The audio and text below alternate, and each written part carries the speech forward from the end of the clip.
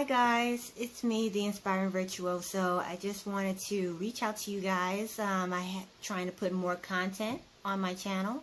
I want to talk to you real quick about this 6-day festival that's going on here in Boston called the Fierce Urgency of Now, or the acronym FUN in Boston. It's a 6-day festival featuring programming designed to highlight the experiences, challenges, and possibilities for millennials of color in Boston. Scheduled from yesterday, September 20th, through Tuesday, September 25th, FUN will feature more than 30 innovative events and programs that will elevate the platform of next generation leaders and organizations who are working to reframe the discussion around the city's retention of millennials.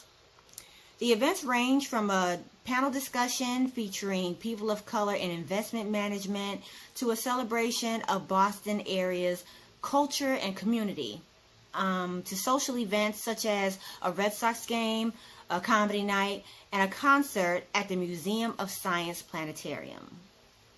FUN is sponsored by Allen & Garrison, HubSpot, the Boston Foundation, the Red Sox, and Vertex Pharmaceuticals.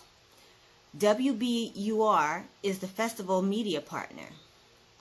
The title Fierce Urgency of Now is inspired by Martin Luther King Jr. He used the phrase on at least 2 different occasions. In his I Have a Dream speech, he states, we have also come to this hallowed spot to remind America of the fierce urgency of now. FUN is a part of the Greater Boston Chamber's overall economic growth initiatives aimed at increasing economic opportunity for all Greater Boston businesses and individuals. So we're going to segue right now into last night's event, which was Aspiring and Inspiring Millennial Women of Color. And I hope you enjoy it, and I will talk to you again soon.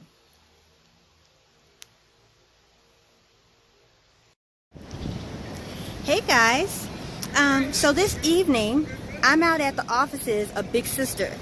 Why? Because today is day 1 of the FUN in Boston Fierce Urgency of Now 6-day festival. There are a lot of events. I'm going to put the link down the website so you can sign up for some different events that runs till Tuesday. Tonight's event is Aspiring and Inspiring Millennial Women of Color. This event is an important discussion and networking event to explore the range of possibilities to make power, passion, purpose exist in real time, while looking for ways to inspire and lift other women of color along the way. Boston truly is the city of millennials, according to a study last year by the Boston Foundation. Boston has the highest concentration of millennials in the country. The population is better educated, more diverse than prior generations, and their biggest challenges are finding affordable housing and economic mobility. Therefore, in that case, it would seem almost imperative for Boston to accommodate this generational influx, as Boston's future depends on it. Tonight we're going to go in and we're going to have a discussion and we're going to have some networking. So why don't you follow me in? I've had a certain focused lens. And so I think a lot of my challenge has been over the last few years is 1, narrowing down what it is I think I want to be when I grow up. And then 2, a lot of what I want to do and I know that I'm good at doesn't necessarily have a blueprint, or always feeling like being at a crossroads. And I think especially as women of color or people of color, and especially being in Boston now, being back here, a lot of what dream chasing I'm doing, I was telling the ladies before, like when we got asked this question when we were going over it, I was like, I explain a lot of my life as chasing dreams while trying to finance reality, right? And so it's like always being on the hustle, but knowing that I'm so passionate about where I see and what I want to do, but figuring out what's the right path to do that. I think my third challenge is I'm militant as hell, right? And funny enough, I'm connected to a nonprofit where a lot of the time nonprofits are looked at as pimping poverty. And so I think that where we're connected at and what has connected me here and then doing give back work is knowing that the Little Sisters, or for my girls program, the little black and brown girls that need my energy, and that's just been as important to me as make it my own. This question is for Rosario, and you know, Nathalia, I kind of feel like I want to include you in this as well too, if you don't mind. But just sort of like the stereotypes associated with the Latin community. You know, I know we briefly talked about this, but I'd love to maybe have both of you elaborate a little bit more about those stereotypes and just how you sort of push past those in your career, but also in life.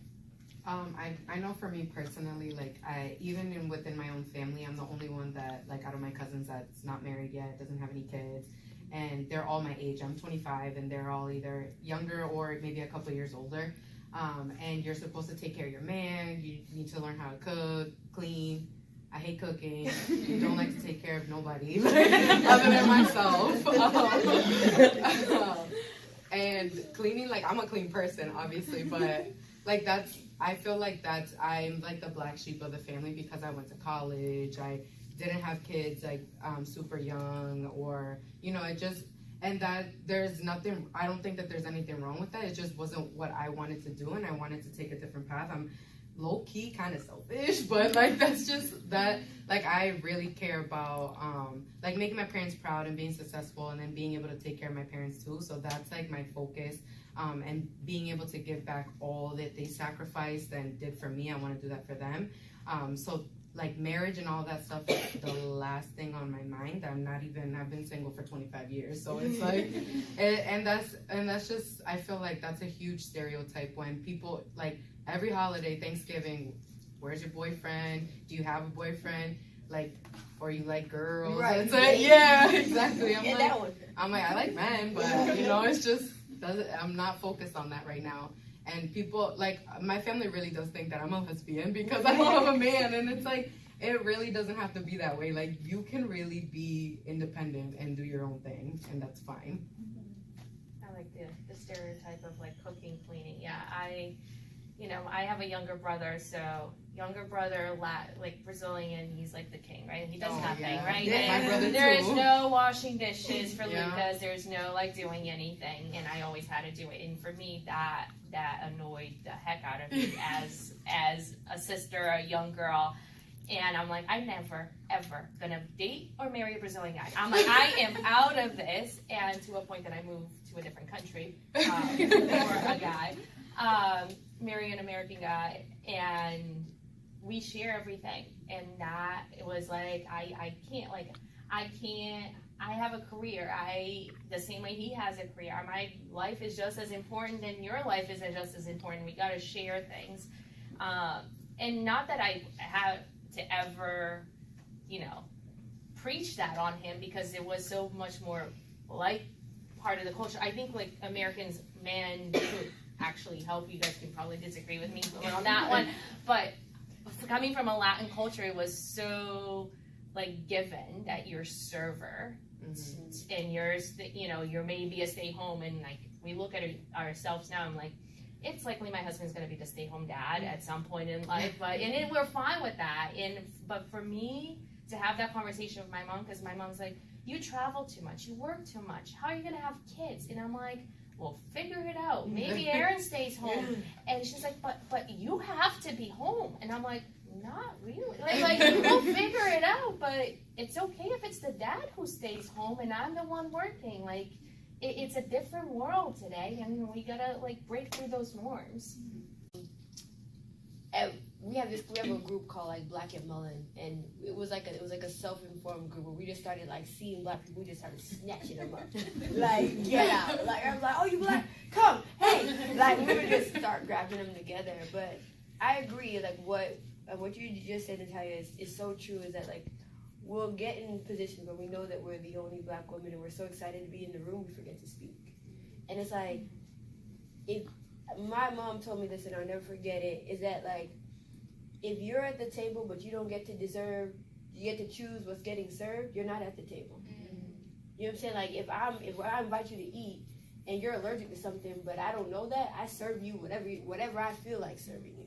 And so it's like, when we get in these moments where like we're the only black person, the pressure of that moment feels like a lot. But on top of that, we get so excited that like we forget to open our mouth and be like, whatever. And I'm the same thing. If I gotta be like, I agree, or something, you gonna hear something just to let your presence be known that you're there, just so that if something goes awry, you can say, actually, I'm allergic to that, let's not do that, or this is not the right time, or like in any small way in which you can advocate for yourself or someone else at the do so. Like a second, an email, a thought, an initial, and I agree, I affirm, especially if there's another woman there who's speaking, I make sure I'm like, as Carla was saying, like, surround sound the women at the table's voices so that they don't get drowned out, because you know how they are, they'll cut us quick, like, oh, just interject, no, like, making sure that those things happen. And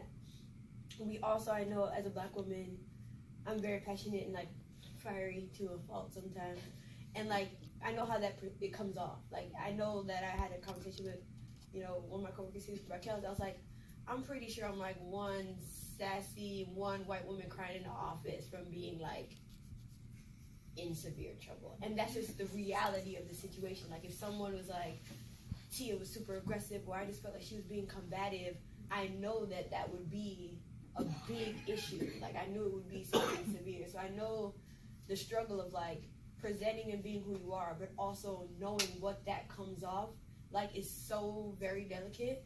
But I would say that like, if I'm not gonna be Kaka, but if I'm ever let go for standing up and advocating for what I believe in, then I'm fine. Like, if it's something petty or like water cooler and y'all thought I was with your man, like, all right, that is an issue. But like, you know what I'm saying? We have so much to say and like so much to advocate for and so much to believe in, that like those challenges and all of those things, like I wear them, but like I walk in the room as one, but like this is what I do, and I'll help you with this too, is when you stand in the room as one, you really represent like 1,000. So I really come in as like me, my grandma, my great grandma, my best friend. And like that helps me speak, because I feel like I remember being like, really? You don't know the answer to that? Okay. And like that helps me. So just so that anytime you're in a room alone, you never are. Like, you're bringing everyone who's ever like wanted you to do good with you in that room, and that will give you the conviction to open your mouth and be like, well, while I'm at the table, I like steak. Financial support, I mean, like not having, parents or anyone to pay for my books or rent or whatever. Just that was a success. Being able to get a job. It's just like the small things of even accomplish my to-do list and feeling that I did something good. I think it's successful. So I think, we were talking earlier, and we were very easily like our worst critics, and sometimes you just gotta cheer for the small things that you accomplish and just be successful. Otherwise you just bring yourself down. So I think success for me just changes along the way, and ultimately like just being happy and feeling good with myself with whatever I do. That's for me a success. Can I get a skip? That's a heavy, like,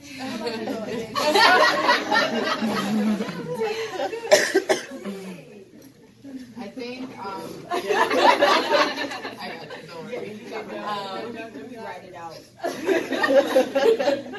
For me, success, I think it just depends.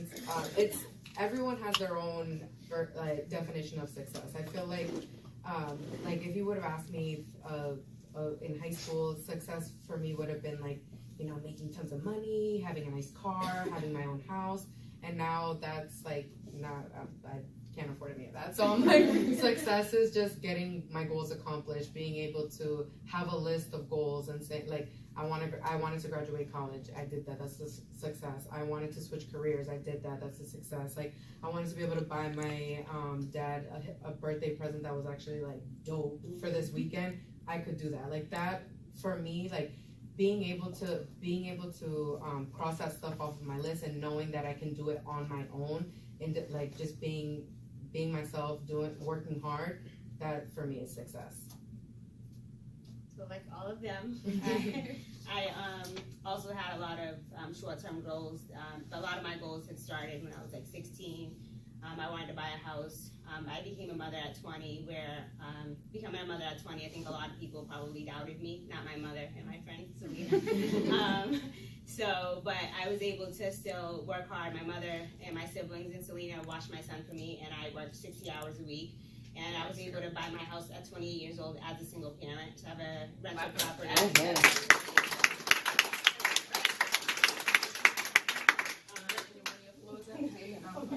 So I was able to buy a rental property and an extra piece of land with it. And as you know, Boston right now with the gentrification that's happening, I would have never been able to afford rent. But now I'm able to do that. And also I was able to go back to school because I don't have a living expense because my house pays for itself. And then I can build another house on the lot as well. So these are some things that I had to place at an early age, and a lot of that comes from my mother, who was my mentor, and Selena. And so just learning a lot from her and just teaching us, that education was important. I always wanted a PhD, didn't know how I was going to get there. But I was able to, after I had my son and bought the house, I was able to go back to school in my 30s. So I'm in my 30s, guys. And, but I've been able, so I graduate in May with my degree. I'm in the advanced standard program at BC. But in 4 years, I've completed my associates, my bachelor's, and my master's. Wow. So.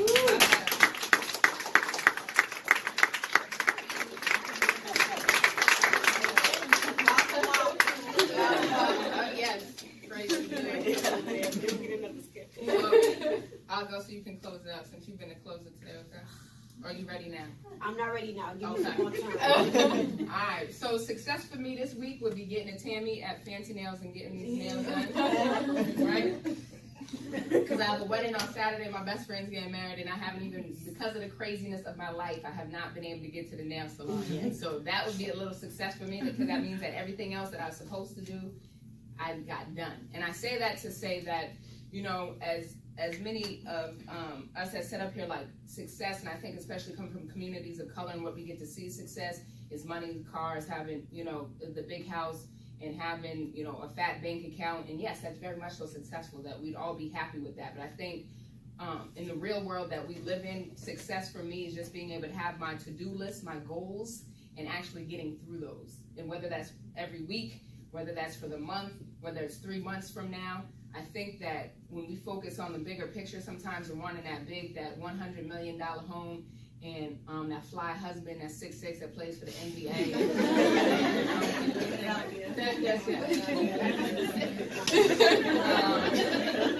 We forget that the little things are important too, because you have to have a lot of little success to get to your kind of bigger picture, right, and be able to appreciate it there. So I try to pat myself on the back as much as I can, to say, hey, you did that, girl. Sometimes I think we forget to do that. And as women of color, a lot of the time we're told that, the expectations of, the things that are put on us are just what we're supposed to do. So you don't get celebrated, for that.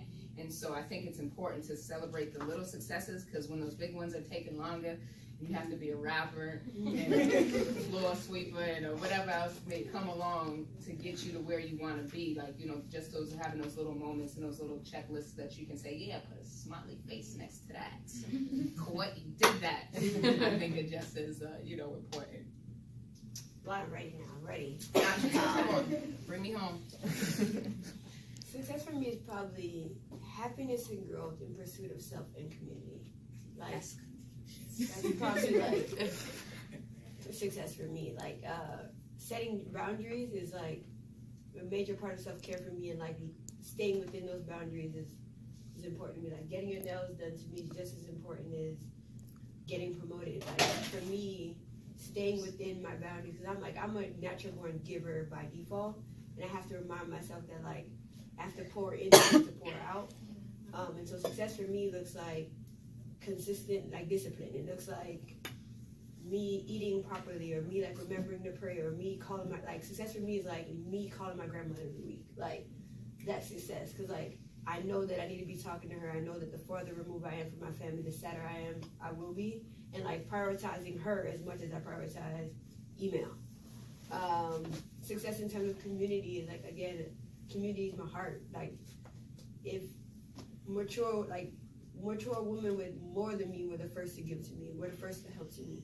So like in any way in which I can move the needle, like being here tonight and talking to you guys, in any way in which I can serve others without anything, like that's success for me as well, because eventually it'll be success for you guys. And if you don't make a step that I made out of ignorance or out of not knowing, then like that's success. So I try to like maybe keep those things in two categories of like, how can I advance happiness and growth within myself, whether that's physically, spiritually, emotionally, physically, and then how can I do that in community? And if those two work together, then like that's like bam, bam, bam, thank you, man. But like if I measure everything from those things out, I'll be more successful. So like if I'm more successful in myself, in my happiness and my peace, my work will get better, my relationships will get better, my family will get better.